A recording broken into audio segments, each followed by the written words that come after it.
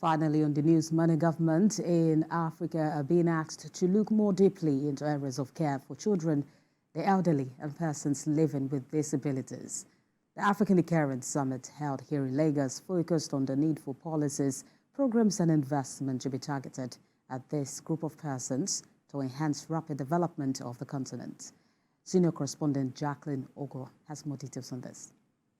Africa is estimated to be a continent that will have a population of 2.5 billion people by the year 2050.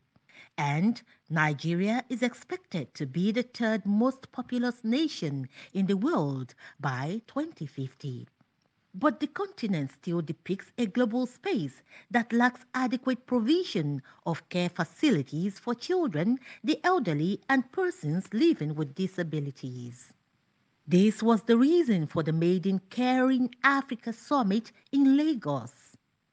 The panelists here are optimistic that adequate provision of the needed facilities will enhance productivity in workplaces because workers with dependents in the mentioned categories will be able to focus at work. Looking for human resource, which is what is our greatest value system, the human resource we have, we need to be able to recognize that investing in that human resource right from birth all the way upwards is the only way we can grow our economy. Stepping aside for expression of opinions, the discussants talked about the importance of investments in care facilities. We need to invest in care. So in the United States, the care economy is valued at $650 billion. And that is even an economy that already has care infrastructure. So there's a care opportunity here, right? And this is a call to investors that are looking at Nigeria. How do we make sure that we can spot the care opportunity?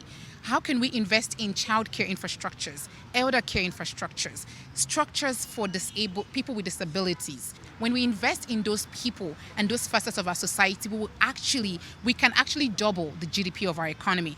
We have both young people and maybe a bit older people in the workplace, and they have young children that they need to care for. So if they know that their children really being cared for, then they can focus 100% at work. In making developmental policies, African governments are also being advised to ensure equity, especially workplace equity and fairness. A lot of focus and emphasis are on the women now. We shouldn't just be biased and make the child care, the social care all about women. Under our ministry, we have men that are also, participating in these essential services. So we need to continue to advocate to ensure that there's that balance. Watchers of national development say Nigeria is at a point where all great ideas for sustainable development cannot be ignored. All-inclusive governance, they say, remains the right path to impressive progress.